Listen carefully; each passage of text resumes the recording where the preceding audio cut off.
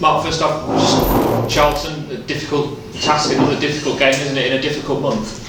Yes, but very much looking forward to it. Nice to have a game at home as well, which is important to us. And we've had a good start at home, so it'll be a very, very tough game, but one we're looking forward to. How good has it been to have a blank week in terms of no midweek fixture as well, to get some good training into the players? Absolutely. The first part of the season, particularly around August, was very fractured in that. But I always say the same thing, it's the same for everybody. So we felt we had a very good week going into the Bolton game, the same again this week, so lots of positives to take. We're in a good place. And in those situations, is it about reinforcing your message, or is it about trying to bring in some new messages because of the time you've got?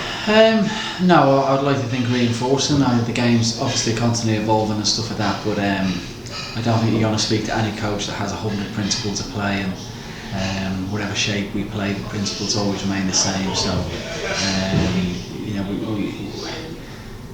we had a chat this morning about what the session looked like today, and we feel we've done a lot of hands-on coaching in the last few weeks, and we kind of we did continue that today, but we wanted to give a bit of love back to the players as well. So I would like to think we've been very specific and hands-on over the last few weeks with the 2 weeks. We've not, put it this way, we've not wasted any day. And that's important, isn't it? Because as you say, that after next week, when you've got a blank Tuesday, then suddenly you're running out of time in terms of training. Yeah, and that's why pre-season is so important here. A big plus for me was coming in when I in the time frame I did. So we did an excellent pre-season. We got a lot of work into the lads. So it's just constantly reaffirming and reminders of what we do, how we do it, and what it looks like. Injury-wise, Tom Hopper, what's the latest with him? So Tom will be out for the weekend. He got a knock on his back 7 to 10 days ago, which has proven a little bit problematic. We'll have more of an update on Tom next week, but he won't be available this weekend. As for the rest, Joe Walsh, another one, how's he getting on?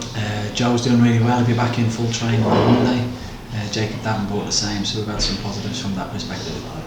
Danny Mandrew we saw for the first time last Saturday. Is he ready for a start yet, do you think, or are you trying to just build up his minutes so there's no reoccurrence? No, with injuries, what we tend to do is some of them have been load compromised, which means some of them specifically come back with the plan of only being allowed to have 20 minutes, 30 minutes. But most of the lads that have come back, we've put them on specific bespoke programs, so when they do come back to us, they're available for selection, and Danny's one of those players.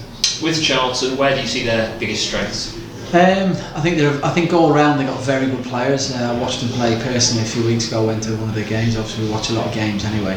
I think they've got a lot of good individuals, particularly at the top end of the pitch.